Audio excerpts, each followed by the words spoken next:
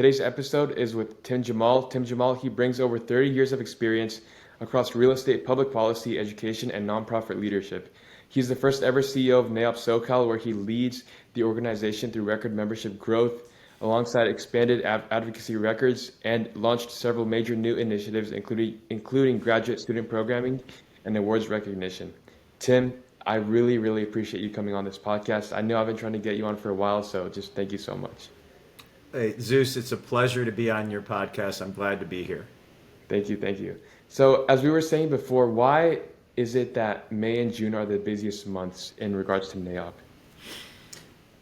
Yeah, so Zeus and I were just speaking before we started the podcast. So when you look at what we do at NAIOP Southern California, NAIOP SoCal, April and May have really the confluence of everything that we do as an association. So when you talk about legislative affairs or government affairs, there's so much happening right now in Sacramento and in cities across Southern California in terms of actions the cities might take on zoning or rezoning of commercial real estate and other policy issues that impact the industry. So that's happening right now. Mm-hmm. And then concurrent with that, we have a significant array of programs and events to benefit the industry and the membership.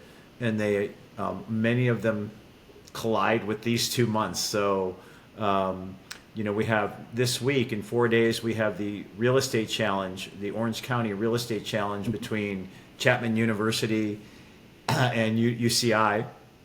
That is Thursday evening. And then 3 weeks later, we have our big annual awards event in downtown LA. And then in between that, we have a mixer that's going on. And then we have the judging or the evaluation takes place to select who's going to be in our next young professional class that, we develop young professionals through our YPG program. And this in May, we select who is going to enter that 35-person class for next year. So there's so many things that are happening this month. And in fact, at the end of May, then we do another significant event in Orange County called our Orange County Barbecue. Mm-hmm. And it's actually the 20th anniversary. It's at the Balboa Bay Club. And it's really a great party, to be honest with you. So these 2 months, everything, not that it doesn't happen throughout the year, but there's so much in these 2 months that are going on. Right. That makes perfect sense. So a few of our listeners, they might not be aware of who you are or what NAIOP SoCal even is. So if you could just give them a brief introduction as to who you are and how you got introduced as a CEO of NAIOP SoCal, that would be great. How could they not know? So, well, you did a nice introduction of me. I appreciate that. So I have, as the bio mentioned, kind of a various and sundry background that involves public policy, advocacy, entrepreneurship, leadership of nonprofit associations, both at the local, state, national, and international level. And I've served actually as an advisor and coach to other executive coach to other CEOs. So about 5 years ago, NAIOP SoCal, NAIOP Southern California, NAIOP SoCal, being the Commercial Real Estate Association for Office, Industrial, Retail, Multifamily. They had been in existence for several decades, but never had a CEO. No one that was really in charge of overseeing all the programs, all of the activities, the staff, and of course our legislative work. And so when I was presented with the opportunity through a series of discussions, I got very excited because I'm a builder. I like to grow. I'm entrepreneurial. So I saw this as an opportunity to really transform an organization. Even though the organization had been successful, anytime an organization has been managed in the same way for 30 years, there's typically opportunities for change and growth. And I think that's one of the reasons why they brought me. So, right now we are about 1,300 members. We are a nonprofit organization. So we are an association, which is a nonprofit. We're not a for-profit. And so we've got, these 1,300 members across the basin of Southern California who are in office, industrial, retail, multifamily. But we also have Zeus, really a vertically integrated association, because we have those companies that service and supply the owners and investors and developers. For example, we have many of the general contractors, even the subcontractors, service related firms like architectural, environmental planning, law firms. We have a significant number of brokers, commercial real estate brokers, who are a part of our group, and those involved in debt and equity placement and financing. We have banks and other providers of debt and equity to the industry. So it's a fascinating mix within commercial real estate who we represent, and we try to be their voice, not only on public policy issues, but we try to, as I mentioned, engage in programs that advance the industry, young professionals, from young professionals up to senior executives.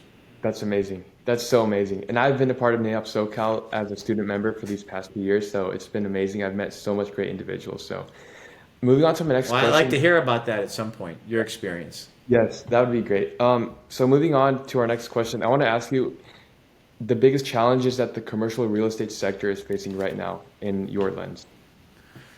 Yeah, so in my role here, as the CEO of the association representing commercial real estate, I don't typically engage in day-to-day transactional issues and developments. Though on a personal level, I do have some commercial real estate holdings, but more as a passive investor, some actually triple net arrangements. So I'm fortunate to have those. Look, I think there's a few things that are going on. One that's obvious, the unevenness of the market and the lack of predictability of what will happen, both in terms of the tariffs. Are they on? Are they off? Are Definitely. some of them on? Are some of them off? That's very much part of it. And then in California itself, it's a very complex regulatory environment to do business in the state of California. Right. And so whether it's state legislative requirements or new requirements and regulations at the city level, those are very challenging. And so all those add up to either higher cost of doing business or less certainty on doing business. And so if you're a developer, an owner, an investor, you have to make certain decisions based on financial models that have some sense of predictability to them. And so all those factors make into a very challenging year. I have to say though, because I have contacts with my peers across North America, NAIOP SoCal is one of 54 NAIOP organizations across North America. We're actually the largest revenue generating NAIOP organization in North America, outside of the corporate office. But I was talking to my peers from some of the other areas like Massachusetts and Arizona, and they're telling me that their markets are choppy and uneven right now as well. So I don't think that it's clearly the situation is not the more challenging situation now is not just endemic to California. It's happening across the United States. And I think the tariffs are definitely part of it. I don't think they're all of it. I think industry can adapt to tariffs. I think what the challenges are, well, to some tariffs, I should say, not the challenge is not knowing, are there going to be tariffs, and then at what level are they going to be? That makes perfect sense. So I was going to ask you on to my next question. For young individuals trying to break into the commercial real estate industry, navigating all these different hurdles and like a difficult job market, what pieces of advice would you give them to land a job and eventually become successful? So I've attended a number of forums recently where this issue's come up because, as I mentioned, we have programs all the time involving students and young professionals. We recently had, at the end of 2024, we had our 27th annual Commercial Real Estate Challenge between UCLA and USC. USC broke the four competition losing streak, I should say, and finally took home the silver shovel. And well, you had a good run at UCLA. So right now, the UCLA is actually up 14-13 overall. Yes. So you're still ahead by one. Look, there was a discussion there with Rick Caruso, Jordan Kaplan, and this question came up, and I've heard it come up recently, and I think you may not like the answer, but I think the answer that I hear more often and I see it directly is you have to be absolutely dogged and persistent. You have to be willing to accept the fact that there's going to be a lot of dead ends, and you have to be open-minded as to where you may land in terms of what discipline within commercial real estate. So I think that it can be very frustrating to arrange for example, to meet with someone for coffee 75 times, a different person for coffee, and to have the person tell you the exact same thing, which is, you're doing the right thing, but I don't have anything for you. Okay? Right? And so there's a lot of truth to that. You are doing the right thing, and they may not have anything for you, but then that next person may have something. And then it also depends on how flexible you are within what discipline are you interested in. Maybe your major's in business or in finance, or it's not directly in commercial real estate like a UCLA program or a USC program. I think what I hear from employers is that, and I do it myself when I even hire. I mean, someone who's willing to roll up their sleeves, show that they're willing to do what it takes, bring some self-starter ship to the position, that you can come up with solutions, and that you work within the construct of a team, yet can. And what I mean by that, it's everyone wants. I mean, to say that to be a team member, I mean, I feel like that's a given. Of course, you want someone to be a good team member, but the reality is, what I think a lot of people and firms in commercial real estate want is someone who can actually, do things, give an assignment, and get it done. And you may have to, and often do that on your own. Yeah. And so I think demonstrating that ability, regardless of your major, that's what's most important. And it's a challenging market. There's no question right now the market, it is more of an employer's market than a job seeker market. I think you see that probably. And you're a student, right? Yeah. I mean, I think we all see it. So it just means maybe you were thinking of brokerage, but now, well, gosh, maybe asset management is a pathway. And depending on your financial situation, are you willing to do an internship? Are you willing to do something maybe that's less financially rewarding than you would otherwise do? And I know that requires everyone, it's in a different situation. Some people don't have the option of living with, a family member or parents, and they can't afford to do something like that. So I completely understand that. So I think absolutely, like I remember when I was your age, and I tell this story, and my kids don't like hearing it because they just well, whatever. But when I say it, like when I graduated a long time ago, I had interest again in public policy. That was my real interest.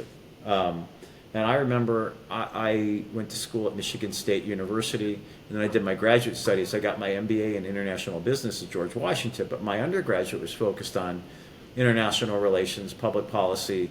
So my goal was to, change the world, and get into kind of public service, public policy work.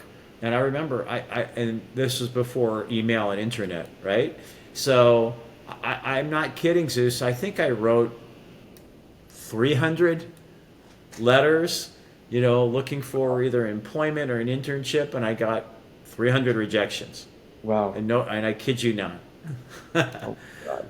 Yeah, I kid you not. Yeah. And so think of unorthodox ways of connecting. I ended up moving to Washington, D.C., and just through some networking at the time, small networking events, mixers.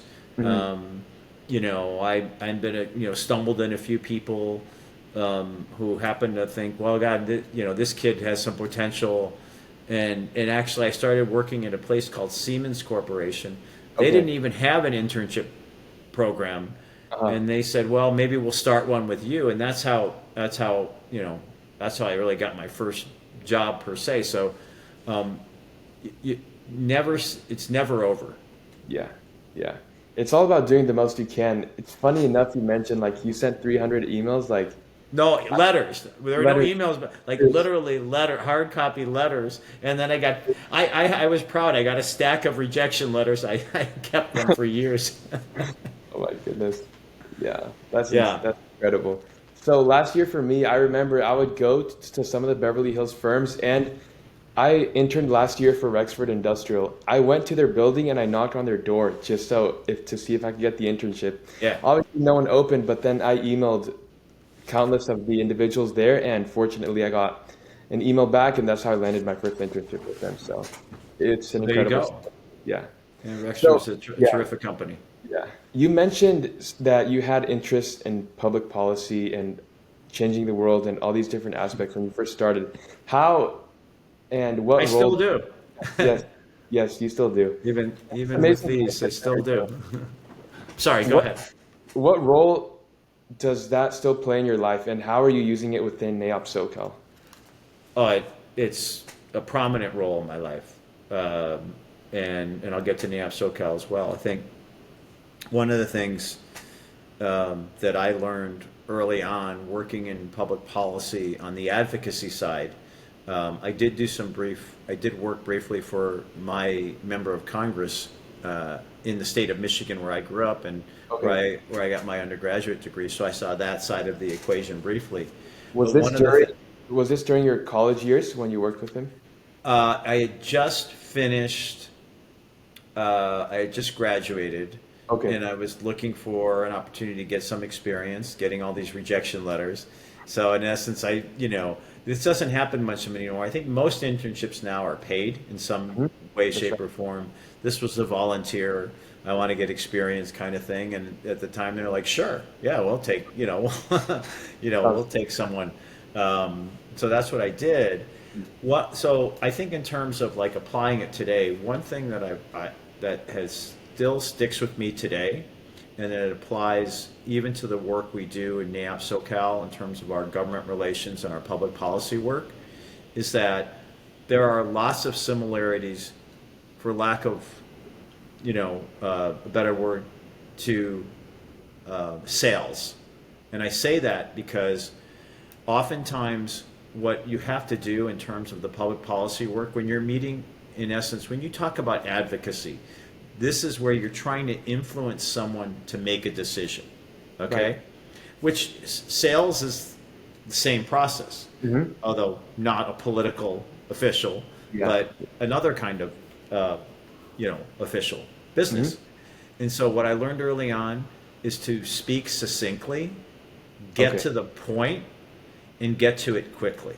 Hmm. And so that's what I learned early on when I was doing the public policy advocacy work when I was on Capitol Hill and in Congress. You know, 10 minutes into a meeting, they finally say, well, what do you want? Like, well, and I'm like, well, okay, well, here's what I want.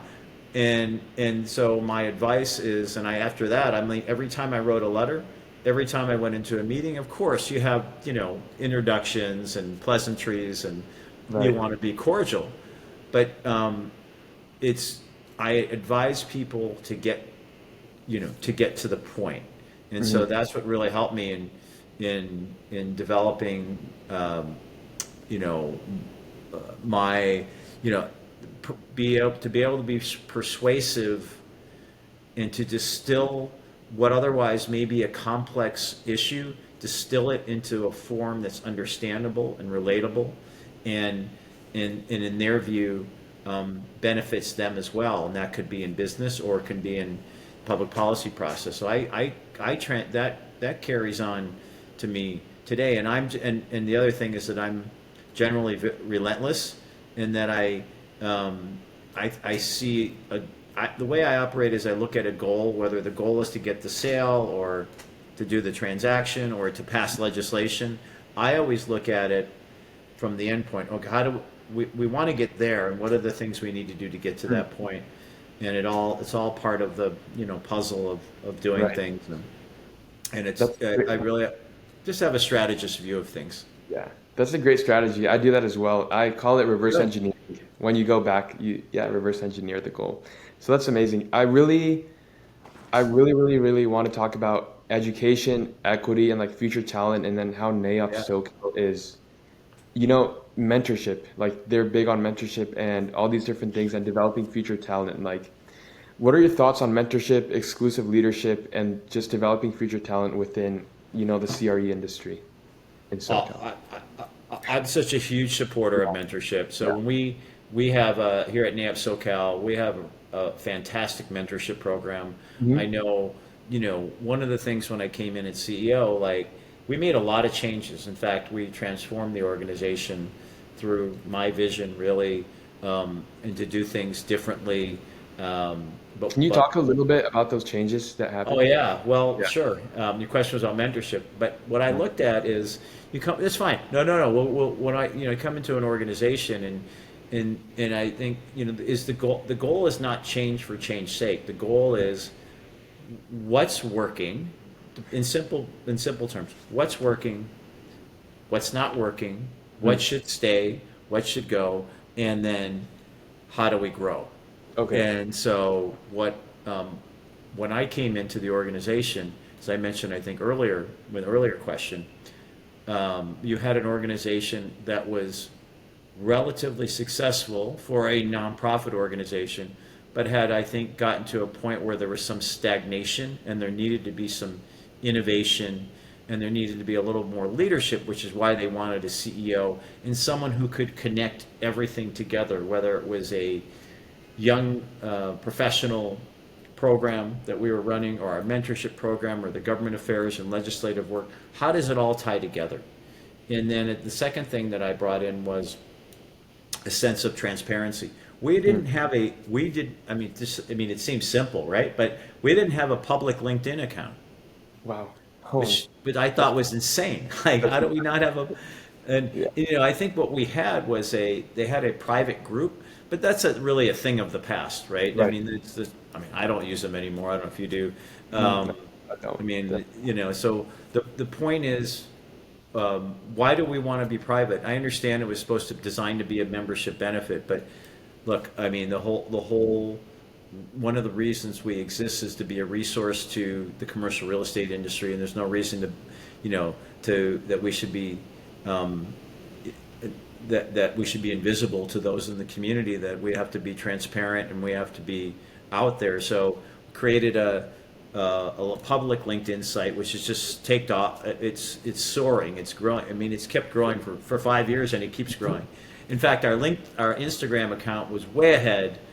We had an Instagram account when I started, and no LinkedIn account. Now LinkedIn is three times the size, three times as many followers on LinkedIn as we do have on Instagram. That's Because I incredible. think what LinkedIn does, it brings in everybody, whereas Instagram has a certain segment of people, and even the people on Instagram are also on LinkedIn. So we Right. also just changed the face. Obviously, I'm a different face, but we created a brand new website, which there was a website. It frankly looked like 90s website, and it needed to be overdone. So I personally got involved with that.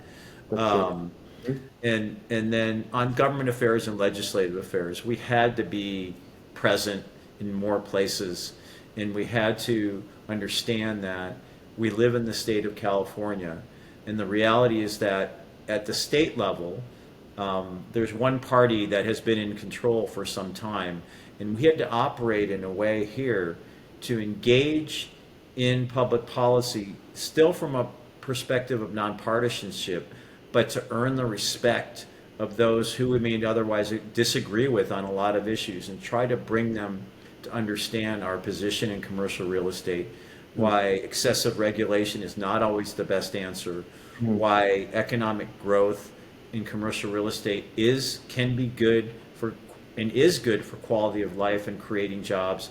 And so we started to, like, brick by brick, reach out to people in cities, at the county supervisorial level, and at the state level and in Congress, who otherwise we weren't really talking too much. And we started to create dialogues and trust and understanding that, well, we might disagree on two issues, but we're going to agree on these two issues, so let's move forward on the two issues we agree on.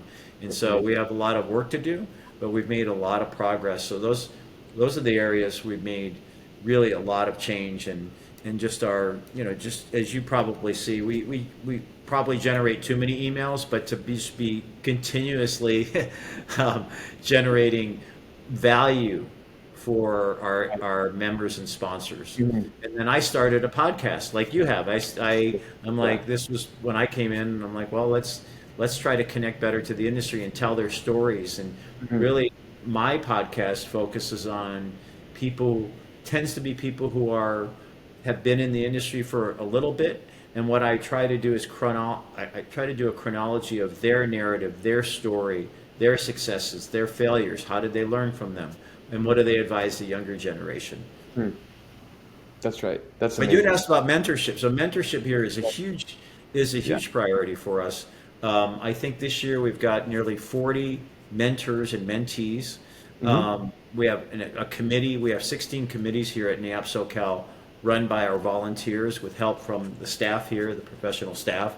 And we pair 40 different mentors with mentees from different disciplines, and it's been remarkably successful, and they have an opportunity to learn not only professional lessons but life lessons. And so we coordinate for them to meet throughout the year, and it's I'm so proud. I mean, like that part of what we do, which is developing young leaders, whether it's our Young Professional Group Program, the YPG, or it's the mentorship program, or it's the UCI versus Chaplain Graduate Student Study, or UCLA versus USC. I think it's probably one of the most important things we do, because if we don't develop younger leaders and attract more people to the industry, then I think we lose our edge on innovation, and we want to be a catalyst for innovation as well here. Right. That's so amazing. So amazing. And oh my God, there's so much questions that I want to ask you, but a really good question that I have is, how do you bridge the gap between real estate education alongside economic opportunity?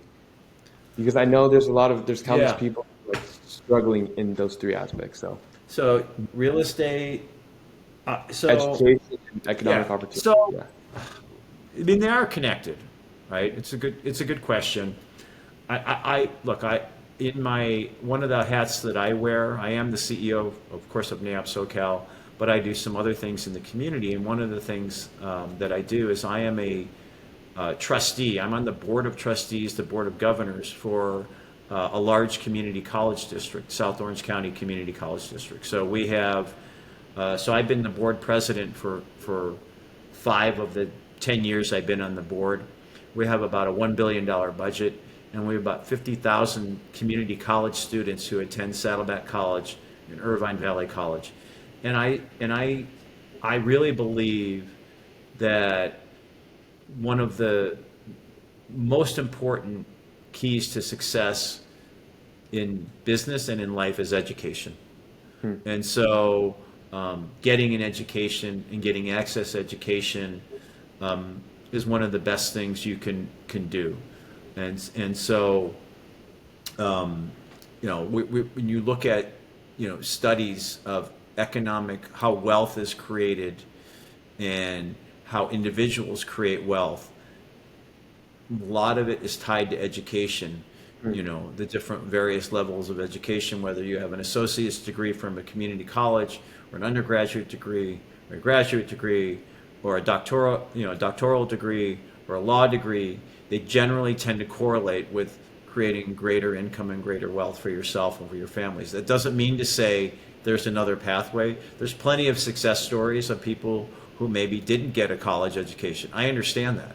And I think that decision has to be made by each individual and their families, and what is the best pathway. But the integration between education and economic opportunity is absolutely, they're tied together, which is why we place so much importance on our partnerships with these universities, not just in terms of the real estate competition, but also in attracting students to be involved in NAIOP SoCal. You've come to some of our events, and we have students I hear stories maybe of a story from Rexford they had someone who was a geography major, who is now turned out to be one of their best employees.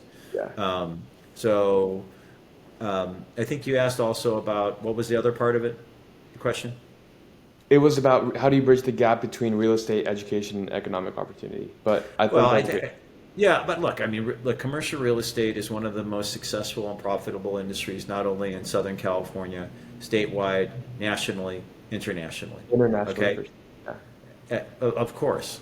Of course. At any level. And I think some of the educational institutions don't fully understand commercial real estate, because I think it tends to be, and I love our friends in residential real estate. I love them. Who doesn't know someone in residential real estate? Everybody does, right? But I think commercial real estate tends to be a little more complex. I think it can generate some different opportunities within the various disciplines. And I'm not saying it's the Wild West, but there's a little bit more entrepreneurship to it. And I think it's fun. Now, it's not always fun for example, if you're a broker and you're in a down economy. I understand that. That's not fun, because if you're 100% on commission. But I think the economic opportunities that present themselves in commercial real estate are immense. And so I think, but it also, when you look at our quality of life, you just take, for example, California or Southern California. Almost every aspect of our lives in Southern California are tied to the advancement of commercial real estate. And so then you look at the supply chain, for example, where industrial real estate is connected to. There's no more important link to the supply chain than industrial real estate. In the distribution of goods. Now, of course, there's raw materials, there's manufacturing, there's warehousing, goods movement. Those are all part of it. And so that there are opportunities. Within the global supply chain, and this is where we are in Southern California with the two ports. 40% of goods that come into the U.S. coming through the ports of L.A. and Long Beach. We're at the center of economic activity here, notwithstanding the legislative and regulatory challenges, which are significant. So, amazing. That's so amazing. I learned all about that when I was with Rexford and how big the ports are and everything. So it's really, really great if you're in LA in terms of the industrial market and whatnot. So well, you're on the right path. Yes, sir. Thank you. I was going to ask you, what are some of the legislation issues that we're facing, like regulatory challenges that we're facing recently that you've seen? Oh boy, we don't have enough time. You want to end this in a few minutes. So look, I started as CEO in 2020. That was I started in the middle of the pandemic and in the middle of the COVID shutdown. And we all know what happened was there was a surge in e-commerce. There was an explosion in the need for goods movement and distribution. And we saw historic activity, economic growth in industrial real estate. Huge. Massive, unprecedented, right? And so when an industry, and this is one of the challenges we face every day, not just in commercial real estate, but in other industries, but in this case, industrial real estate, elected officials and public officials tend to put you under more of a microscope when you succeed more. And so what happened was the growth of industrial real estate in the CRE food chain drew the attention of many public officials and elected officials at the state level, at the local level. And so we've seen a proliferation of very challenging anti-commercial real estate rules and regulations at the local level and the state level. For example, we've seen throughout not just LA and Orange County, but Inland Empire, what we're calling warehouse moratoriums, where they limit for a period of time the development of new or expanded warehouses. And and so those are, and what comes with that are obviously challenges of job creation, job sustainability, goods movement, getting the products to where they need to go. And I think some of these reactions, although not entirely unfounded on some of their concerns, doing so in a vacuum without truly understanding the industry and the supply chain. And so this is where one of our challenges is to accelerate our education, and it's hard, of elected officials, of how the industry actually works. How does the supply chain work? Who's responsible for emissions? Yeah. For example, truck operators tend to operate independently, and it's not the responsibility of the warehouse owner or operator to develop electric trucks. So these are the things, these are the real big challenges. And we see that time and again in zoning code changes. It's very technical, but cities they have general plans, which is really the policy blueprint, and then they have zoning codes, which regulate really the built environment in the city. Is it going to be residential? Is it going to be commercial? What about industrial? What about retail? And what's the interplay between those two, or those different sectors? We had last year, unfortunately, a very destructive bill passed in the waning moments of the legislative session called AB 98. Now, this is a bill that imposes unprecedented regulation on industrial real estate throughout the state of California, and not just on the industry itself, but on cities who were vociferously opposed to this bill.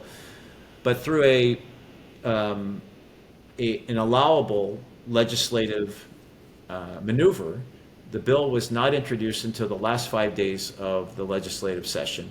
We, as the commercial real estate industry, had no opportunity to comment or provide input on the bill.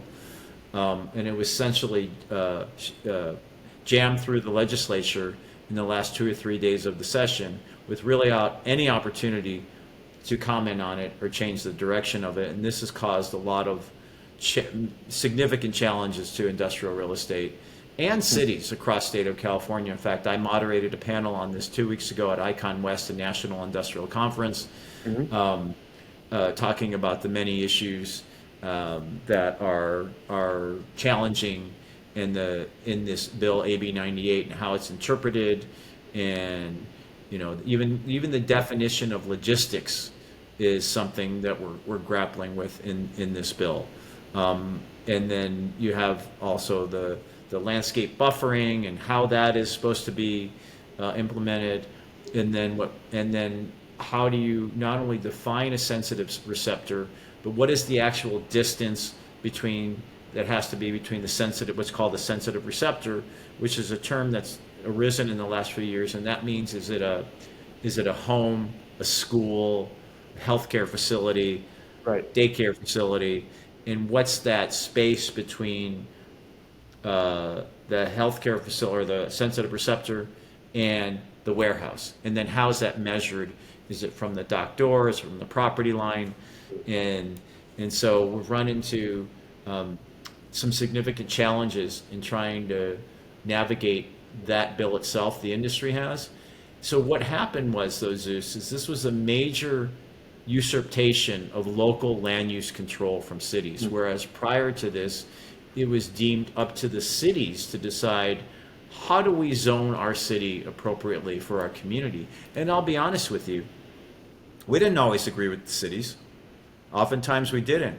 So the bill, I think the bill itself is based on false pretenses that somehow that the cities weren't doing their job, when in fact, in many times they were, and they were making decisions often that were not totally aligned with everything that the industry had asked for. So I think the bill was a mistake, and we're not right now trying to correct some of the flaws in the bill. But once a bill, for your listeners, once a bill becomes law, it becomes very hard to make major changes to it. Not that it's impossible, but once it's in statute, it becomes very difficult to claw it back. Other challenges are like ULA, the transfer tax in Los Angeles, which it's a so-called mansion tax, but when in fact it does impose significant transfer taxes upon the sale of commercial property. And there's just been recent studies published by UCLA that said that, it's not only depressing transaction, it's decreasing revenue that the city otherwise thought it would get. It's inhibiting investments in modernization of different assets that commercial real estate has. So it's been really a disaster. And so we're now working in Sacramento right now to try to find ways to make changes to what's called ULA, the transfer tax law, and we'll see where that goes. But it's part of its education, part of it's political, because it does seem to benefit a small subset of people, but does not really help Los Angeles deal with what we know is a housing crisis. We don't have enough residences and homes for people to live in.